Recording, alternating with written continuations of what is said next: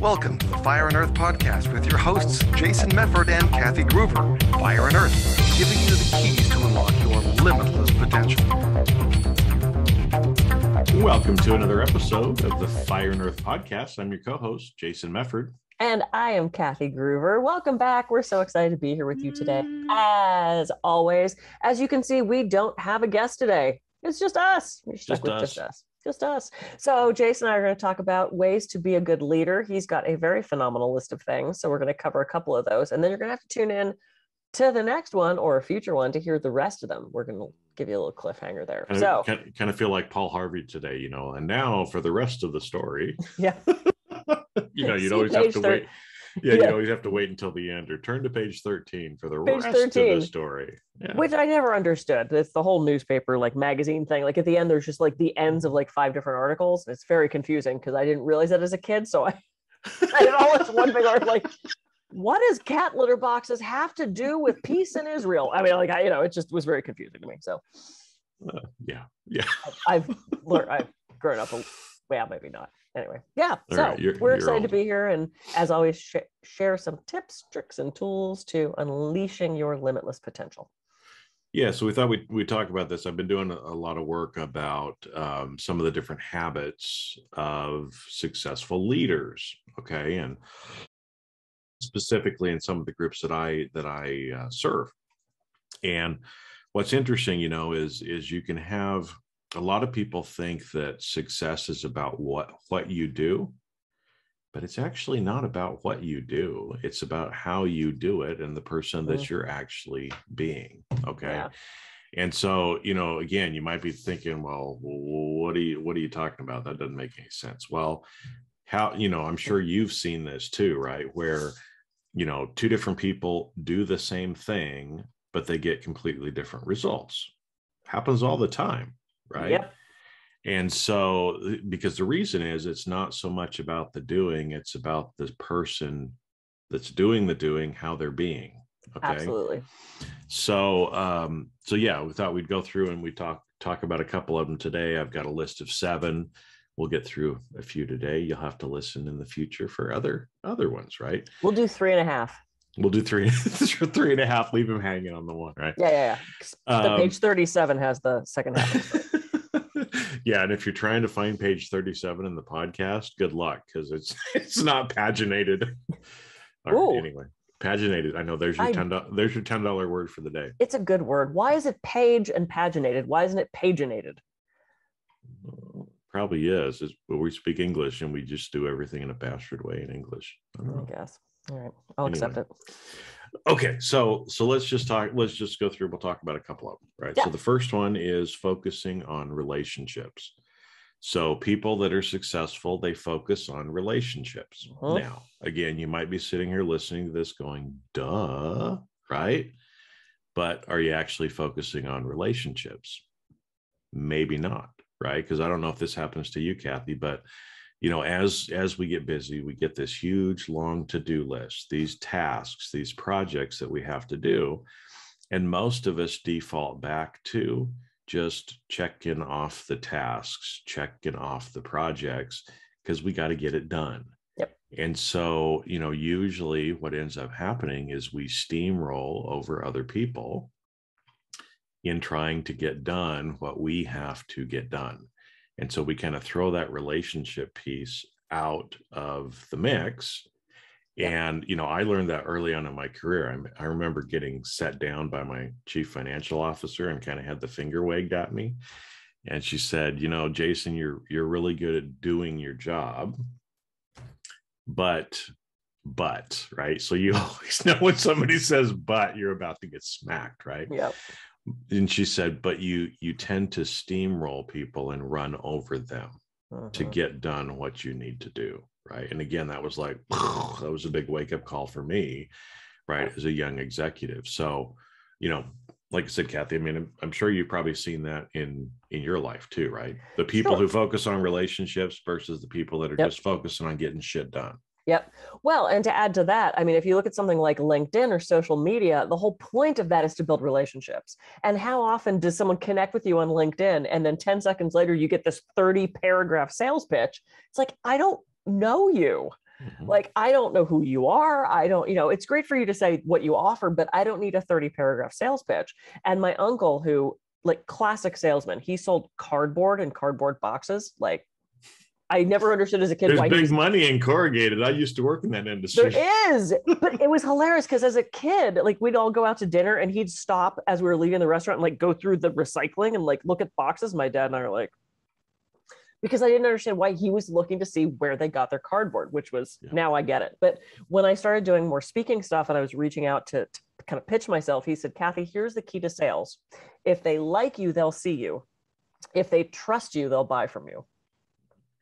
And it's about building those relationships. And the other thing that I'm seeing a lot of, and it's so funny when you started your sentence and you went relationships, duh. I don't know that it's duh. I think most people don't think about it anymore. I think we're so focused on self and so focused on what I want, and I want to get stuff done. The thing that I'm seeing right now is people are building relationships with those people they think can help them. And they're completely forgetting about the rest. I know a business owner right now. Now, granted, he's a raging narcissist, like in the classically psychological sense of that. He's a narcissist. And if he thinks that these people will be important, if he thinks they'll admire him in a way, if he thinks they will boost what he wants, he's the nicest guy in the world. But he treats his own staff like shit. And it's like, I can sit back and watch this, and I find it so irritating because, I grew up in a family where relationships was the thing. My dad was so personable. Everybody loved my dad. He was the nicest guy. Like, no one could complain about my dad.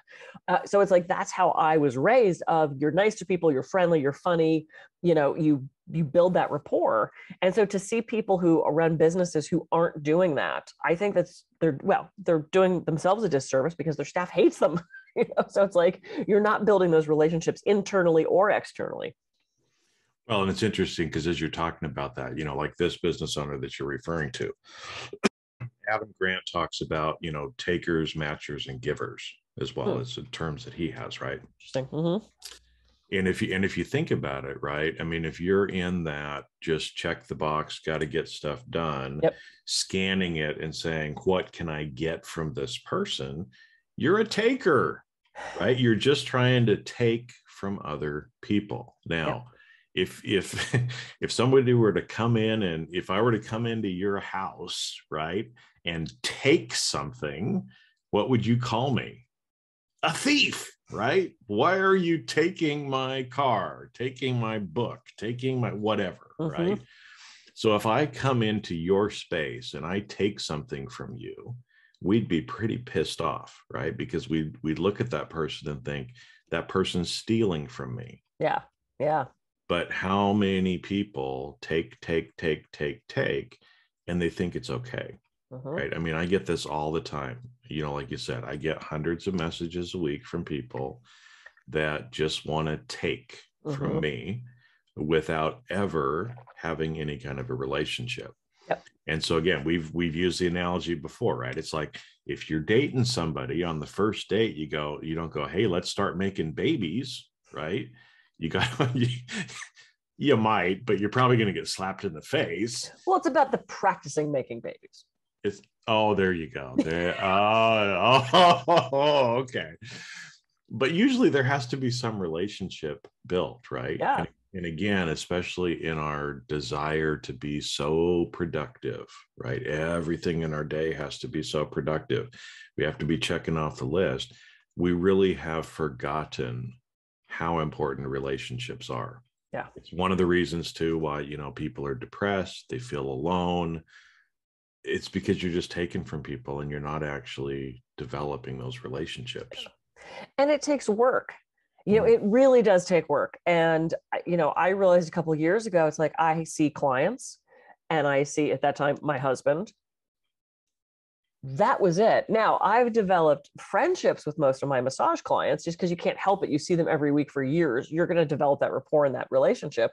But I suddenly realized it's like, I don't have girlfriends. Like if I need something, or if I want to go hang out, or who am I calling? So it's just as important to have those personal relationships built up as it is those business ones. And everybody's so busy. And then you've got friends with kids, and then you've got friends, but I have been going out of my way for the last couple of years to make sure we've got people coming over tomorrow night for wine. I invite people over constantly because I want to share that time and that space with them and the house full of wine that I have. I want to share that with people and build those relationships and have that rapport because it enriches our lives. It makes us fuller.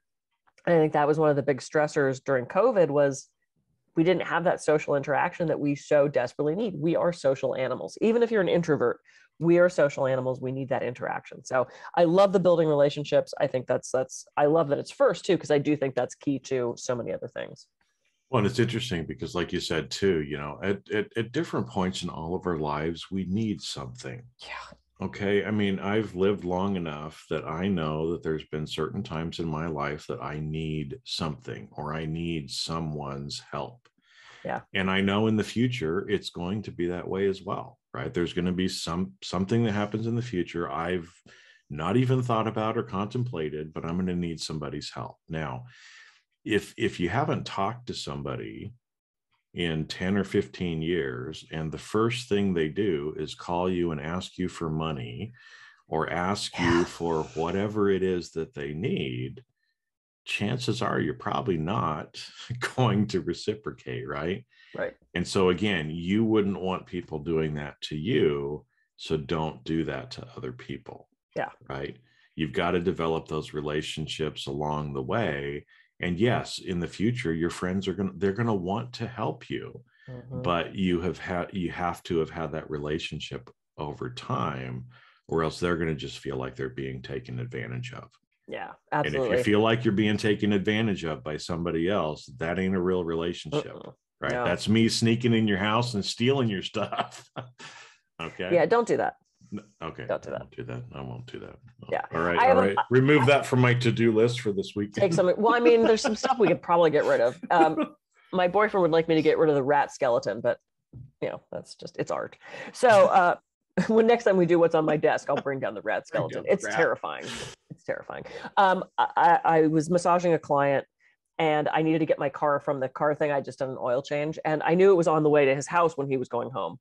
And I said, hey, I have a favor to ask you. Would you mind after your massage, if you're not rushing off to somewhere, could you just drop me at the car place so I can pick up my car? And he goes, Kathy, thank you so much for asking.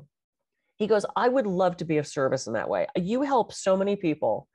And it is the least I can do for you is to get you to drop off your car. Thank you so much for letting me do that for you. And I was like, wow, that's a relationship. That is people helping each other and being of service to each other. So if it's kind of slightly off topic, but if you do need something from someone, ask them. People who love you want to help. So, reach out to those relationships that you've built, know the level of that relationship. And, don't be afraid to ask when you need something. That was just such a beautiful lesson for me when he was so thankful to get to help me do something. So that was kind of cool. Well, and that's a good lesson because so much of the time we feel like we're imposing on people by asking, right?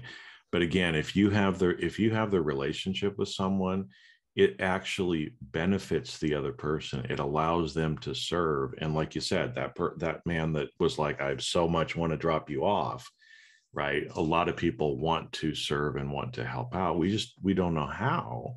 Yeah. And so actually asking for the help or allowing other people to serve benefits them, but it also benefits us as well. Absolutely. Yeah. It was a really neat lesson. So yeah, I always think about that. Yeah.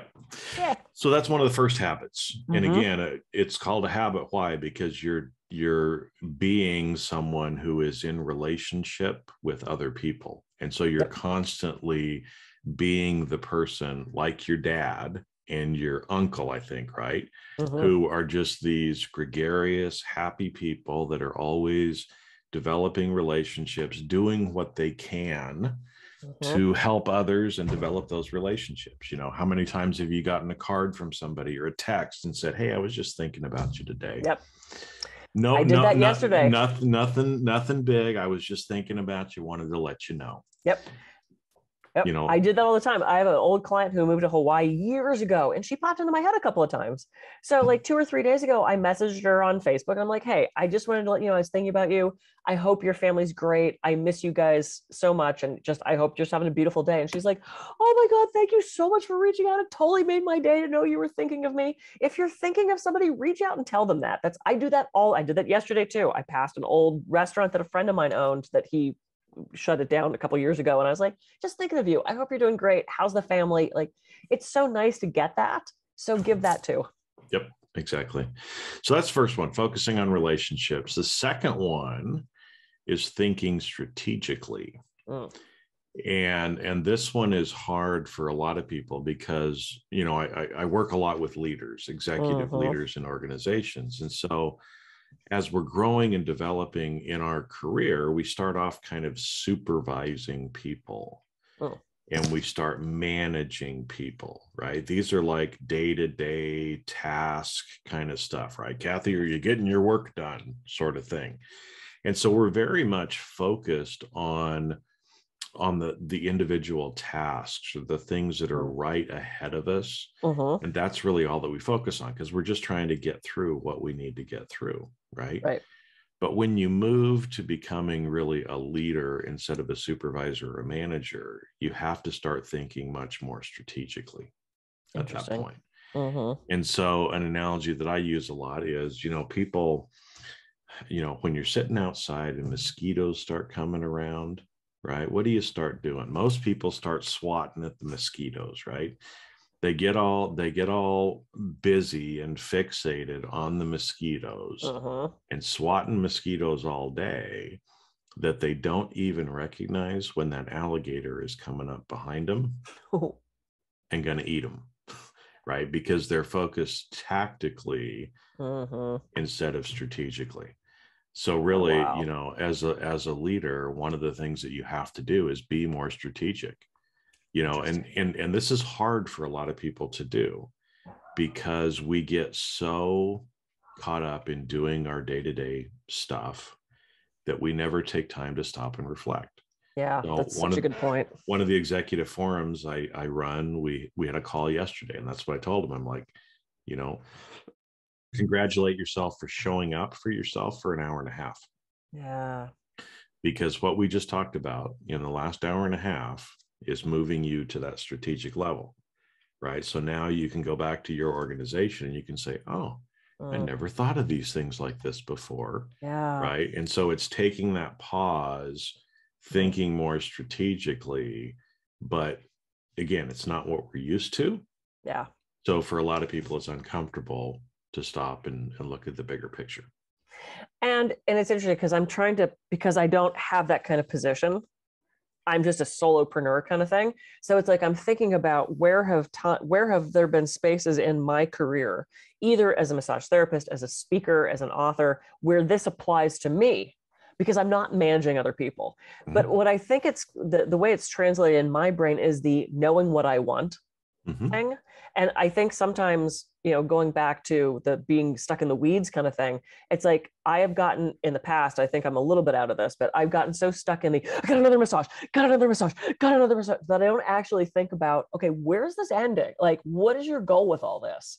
It's the old commercial, time to make the donuts, time to make the donut. I mean, like, I love those commercials. And anybody under 30 is like, what the hell are you talking about? No, They go, it's time to make the donut. And I think we get into that cycle of just doing the rat race thing, forget it. Like, what is your ultimate goal? You know, it was so interesting. I texted someone yesterday, said, hey, I have a massage opening for Monday.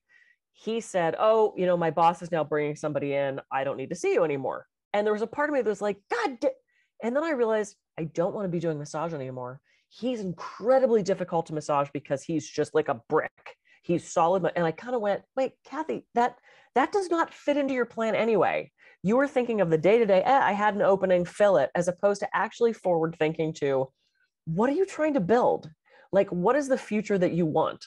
And so I think from my perspective, this whole, you know, strategically thing kind of fits into that from the, I run my own little one-person business kind of thing. So does that, I mean, like, is that the same kind of thing that you're talking about? Well, it is. And actually, even when you are a solopreneur, taking time away. So like stepping away. Yeah.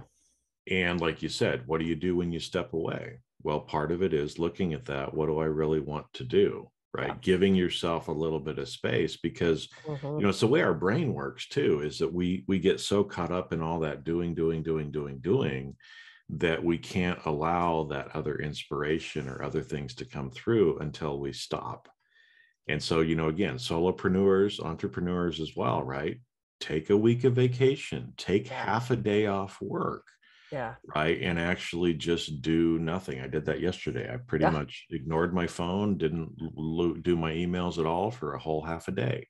Good for you. Right. There's a lot of people that they join certain coaching groups or masterminds or other things like that, because it forces them to take a day or two, maybe every quarter, out of their day and let them be different, think differently than what they normally do. Right. And so like in your situation, well, damn it, I don't have the massage, but hold it, wait, that's a part of my business that I'm trying to wind down anyway, because I want to do other things. So tactically, maybe it sucks, but strategically, that's the right thing. Right. And just reminding yourself of that. And here's what's cool. So I have a Facebook group called the Empowerment Project, and I would like 2 more coaching clients. That's what I have room for in my practice. So I put a thing up on the Empowerment Project saying, hey, all, I have room for 2 new coaching clients. I like a 6-session commitment, da, da, da, da, da. Nobody responded, but I was like, okay. So Friday, I got a connection on LinkedIn who became a coaching client. Yesterday, I got a call from the husband of one of my current coaching clients. He wants to be a coaching client. They took the spots on Monday, and I have the 2 new coaching clients that I wanted. And so I booked that massage, it wouldn't have worked. Wouldn't have done it. The universe. Yeah. And so again, right, that's one of those things that you put out there. Yep. It doesn't always come the way we expect it to. But when you give yourself the space and when you put the intention out there, things end up happening. Yeah. I mean, I know a lot of business owners just like you do, right? And how many times have we heard, man, that last great idea that I had came from when I took vacation. Yeah. Oh, of course. I was talking to my partner. We were having drinks in the pool, and all of a sudden it just hit me. And that idea was worth $1 million to me. Yeah. Right. Because what we do is we focus, and this kind of goes back to the focusing on relationships too, right? Is as a salesperson, if you're so worried about making that $100 or that $1,000 sale, and that's all you're focused on, that's all you're going to be doing, right? But what if focusing on a relationship with somebody for 3 to 6 months might lead to $1 million sale? Where's the best time spent at that point, right? Yeah, absolutely. But because it's a long term, and it's also a strategic. See how these are tying together? There was some thought that went into this, folks. What? It becomes that strategic thing, right? You see it in the long term, you get the fruits in the long term, but you only can do that if you're thinking and acting strategically. Yep. You stay in the tactical, you'll just make the $100 sales. I completely agree. Well, and that's why we do a longer coaching relationship. I've had people go, well, I just want 1 or 2 sessions. I can't do anything with you. And we have to think to what do you actually want? And it takes a couple sessions to even figure that out. And it is about being strategic in how we use those sessions. I've got a protocol now that I do with pretty much every single client, varied, of course, depending on what their goal is. But it's like, that's not a one and done thing. You have to play the long game. If you throw the football down the field to try to get a touchdown every single play, it's not going to work. Will it work every once in a while? Sure. Not every single time. You have to think strategically. So I love it. Okay. So relationships and strategic. Yep. And again, we'll probably have to do hey, we live in LA, right? It's Hollywood. You got to wait. Yeah. Because I think we're pretty much rubbing up on time already. Yeah. Anyway, cool. Well, how many other 7? Here. So let's do 2 now, and we'll do 2 later, and we'll do 3 next. That works for me. That's 7? 2, 4, yeah. Okay. 3, 2, 2, 2, 7, 3, yeah. I can still do math in my head at that level. So that's what we have hands for, right? So we can and feet. Yeah, exactly. All right. So there's again, and some of it, you might be looking at it thinking, well, I'm not an executive in a big corporation. Don't have Neither to am be. I. Don't have to Nope. be, right? Nope. And we're all leaders. These are all habits, like I said, that I've seen. The people who are really successful are doing these things. And so again, it'll help you be successful in business, but it also helps you be successful in life. Yeah, totally. Right? The more you can be strategic, the less of a midlife crisis you're going to have, because you're already thinking about that. We have those midlife crises because we get so busy doing all of the things that we're doing, and finally we wake up and go, shit, I only got 30 years more of my life, right? What am I going to do with the rest of it? And then we start asking some of those questions and having some of those thoughts that we really should have been having all along. Totally. I don't have to give up all my midlife crisis choices, though, do I? No, you can still, do whatever you want. Yeah. Cool. This was great. I love these two. I love the first 2 of the 7. That leaves 5. Leaves 5. So people have to listen in to hear what those are in a future episode, and who knows when that will be or when that will drop. So we don't know. Listen every week. How about that? Oh, good tease. Cool. All right. In the meantime, I am Kathy Groover. I can be reached at kathygroover.com. And I'm Jason Mefford. I can be reached at jasonmefford.com. So go out, have a great rest of your week, and we'll catch you on the next episode of the Fire and Earth podcast. See ya. See ya.